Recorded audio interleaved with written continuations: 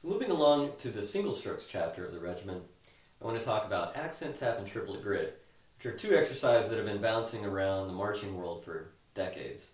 These are just my little adaptations of them. In fact, triplet grid, I'm not sure has changed in 40 to 50 years. So accent tap is clearly working a very specific technique. We've got to shift from very loud to very soft, with nothing in between as consistently as we can. It might look something like this.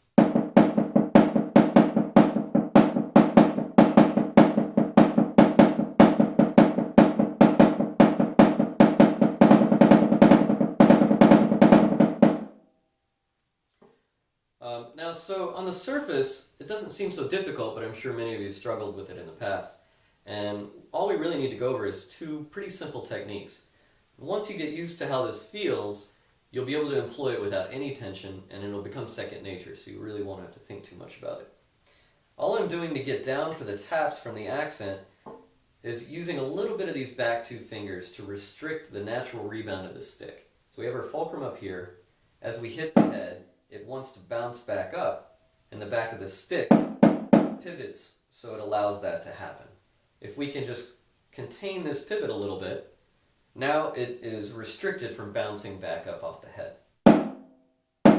So with no tension, just restricting a little bit, cupping my fingers a little tighter, I'm able to stop the head of the stick exactly where I want. Now to get back up for the accent from the tap, we're just going to employ one of our muscle groups, the arm, and really I'm just going to springboard off with a slight arm lift.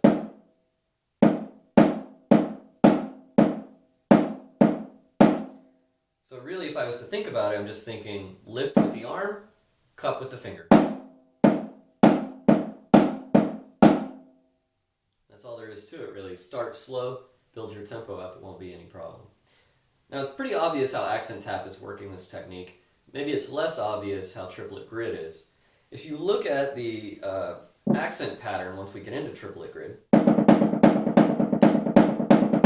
so on, if I pull one of my hands out,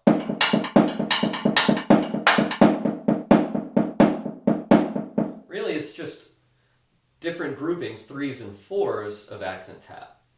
So that's how they really relate to each other. Triplet grid goes a step farther by helping us with our control and our consistency hand to hand.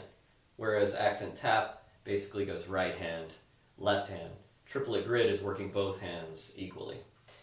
So triplet grid best will serve you in this control if you use an old marching trick, which is to set stick heights for our accented and our unaccented notes. So for unaccented, you might say 3 to 4 inches.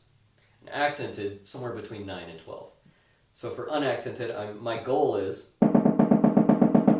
try to hit the exact same plane the entire way with the beads of my stick. And then for accented, and the stick heights are not really that important. It's important that they're the same every time. So if it's 6 inches, it's 2 inches. It really doesn't matter. But what we want is something like this then.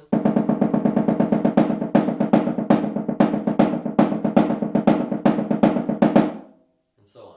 And you'll probably notice that I'm already using a bit of arm, one of our muscle groups, and of course the wrist is always involved.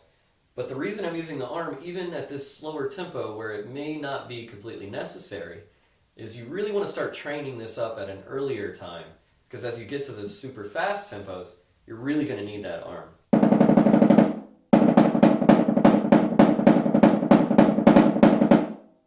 Without a little bit of arm assistance, I'm really going to reach a ceiling on my tempo much earlier. So that's enough for the single stroke section. Next will be multi-strokes.